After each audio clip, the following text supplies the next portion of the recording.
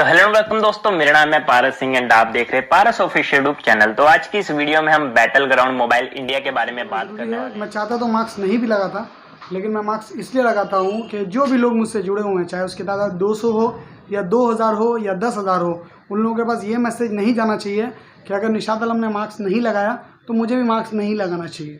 अब आज मैं यूट्यूब पे सफरिंग कर रहा था, मुंबई का निखिल की एक वीडियो देखते वक्त मैंने एक चीज़ देखा जो मुझे लगता है कि ये टॉपिक बहुत ज़रूरी है, इस टॉपिक पे वीडियो बनाना चाहिए।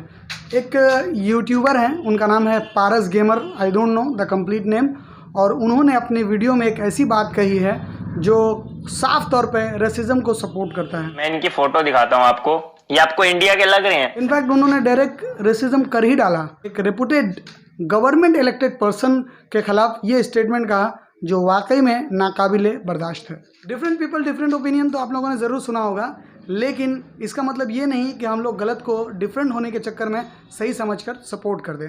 टॉपिक पे शुरुआत करते हैं कि भाई साहब की गलती क्या है।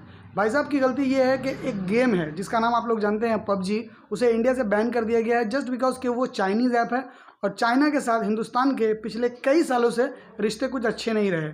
तो ये डिजिटली एक तरीका होता है वॉर लड़ने का, तो इंडियन गवर्नमेंट ने ये डिसीजन लिया और इन जो भी चाइनीज़ ऐप थे, चाइनीज़ ऐप को बैन कर दिया गया। उन तमाम चाइनीज़ ऐप में सबसे ज़्यादा पॉपुलर था पबजी।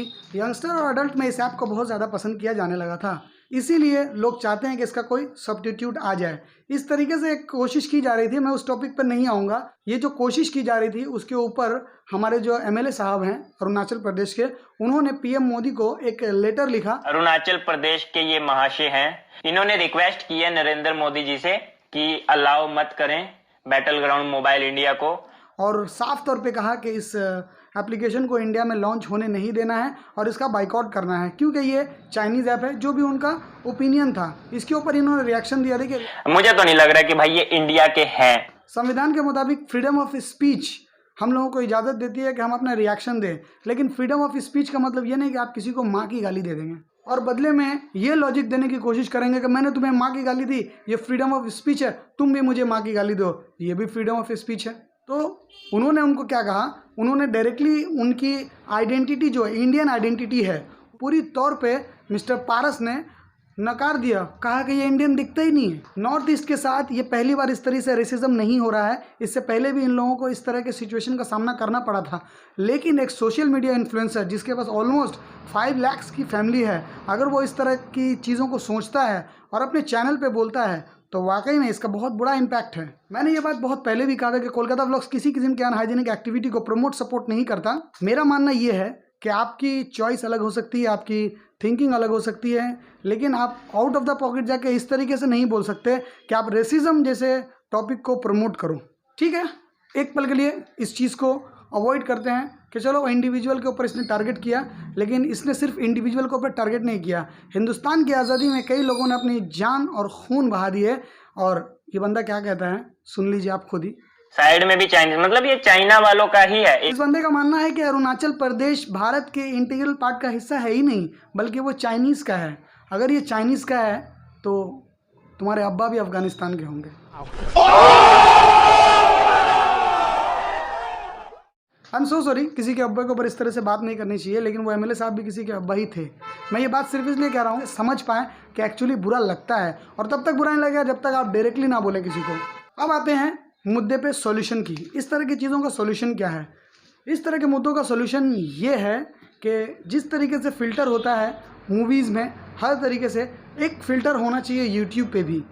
कोई भी किसी तरह के कंटेंट को यूट्यूब पे डाल सकता है और जब तक उसके फॉलोअर ज़्यादा नहीं हैं वो वीडियो वायरल नहीं होता, ज़्यादातर लोगों तक नहीं पहुंचता, लेकिन एक गलत चीज़ ऑलरेडी इंटरनेट पे मौजूद रहता है।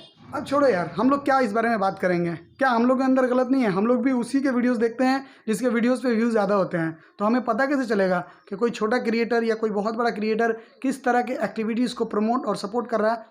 अब अलग अलग तरह की खबरें आ रही हैं इस भाई साहब के अगेंस्ट में कि इनको नॉन बेलेबल वारंट के ऊपर अरेस्ट किया गया है, शायद इनकी बेल नहीं होगी, 5 साल की जेल होगी, पता नहीं क्या होगा इनके साथ। लेकिन ये बंदा ज़्यादा उम्र का नहीं है और इसके घर वाले बहुत ज़्यादा परेशान हैं। अब उसके साथ क्या होगा ये फैसला न्यायालय करेगा, लेकिन हम सब के लिए, हम सब से मुराद दो तरह के लोग हैं यूट्यूब पे, एक है व्यूअर, एक है क्रिएटर। आप लोगों को इस बात का ध्यान रखना है कि अपनी पूरी ज़िंदगी में इस तरह का कोई एक्टिविटी नहीं करना है जो आपकी पूरी अच्छाइयों को भुला दे। ऐसा नहीं, उस बंदा ने 5 लाख सब्सक्राइबर अगर गेन किया है तो उसने कुछ अच्छा काम नहीं किया होगा, उसने ज़रूर अच्छा किया होगा, लेकिन आज दुनिया उसकी अच्छाई से ज़्यादा उसकी गलतियों की बर्बाद कर रही है। तो निशात आलम आपसे यही कहता है कि खुश रहें, ख्याल रखें, अच्छा करें और अच्छा करने की कोशिश करें, गलत का प्रमोट और सपोर्ट कभी ना करें। ब्लॉगिंग के वीडियो कल से फिर आएंगे, क्योंकि ये बहुत इंपॉर्टेंट टॉपिक था, इसीलिए मैंने इसके ऊपर वीडियो बना दिया।